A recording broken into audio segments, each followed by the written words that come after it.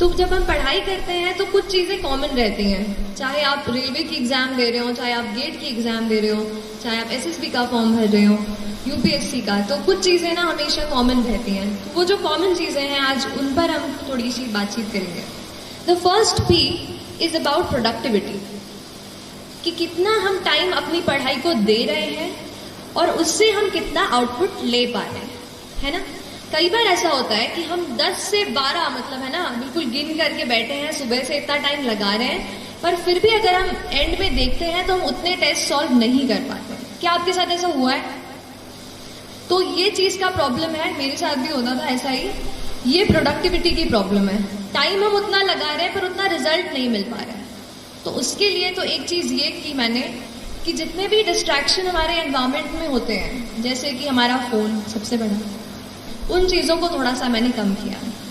उसके अलावा और भी जितनी चीज़ों में हम इन्वॉल्व रहते हैं इंटरनेट पर पढ़ाई के अलावा, उनको मैंने थोड़ा सा लिमिट करने की कोशिश की।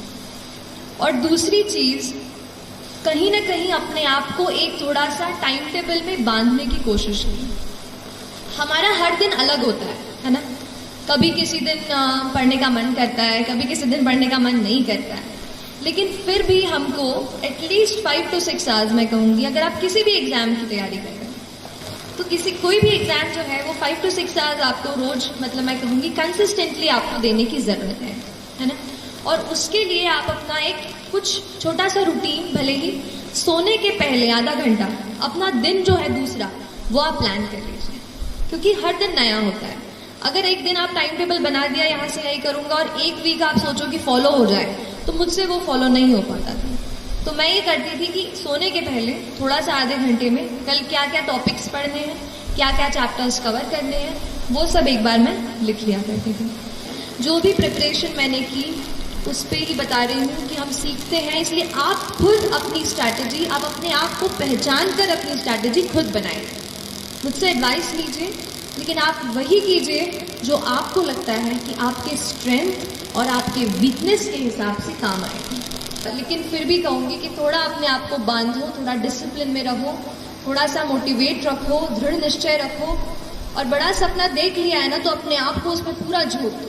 सोचो कि अब लाइफ में और कुछ नहीं है, जब तक ये नहीं करूँगी ना, ये करूँगा नहीं ना, तब तक कुछ नहीं होने वाला मेरा, ना मेरा ना किसी और। तो उस तरीके का एटीट्यूड, एक फायर, एक वो पैशन अपने आप में आपको जगाना पड़ेगा। That passion will drive you and that passion will take you places। 2-4 line ही है कि डर मुझे भी लगता था फासला देखकर, डर मुझे भी लगता था फासला देखकर, पर मैं बढ़ता गया रास्ता देखकर। डर मुझे भी लगता था फासला देखकर, पर मैं बढ़ता गया रास्ता देखकर। खुद ब खुद मेरे नज़दीक आती गई, खुद ब खुद मेरे नज़दीक आती गई, मेरी मंजिल मेरा हौसला देखकर, मेरी मंजिल मेरा हौसला देखकर। तो आप अपना हौसला बुलंद कीजिए, बड़ा सपना देखिए, बड़ा सपना देखने से डरिए मत, लेकिन जितना बड़ा आपने सपना देखा है उतनी ही बड़ी मेहनत करेंगे तो आप यहाँ आएंगे और फिर मुझे ज़रूर बुलाएंगे, है ना। चलिए, थैंक यू सो मच।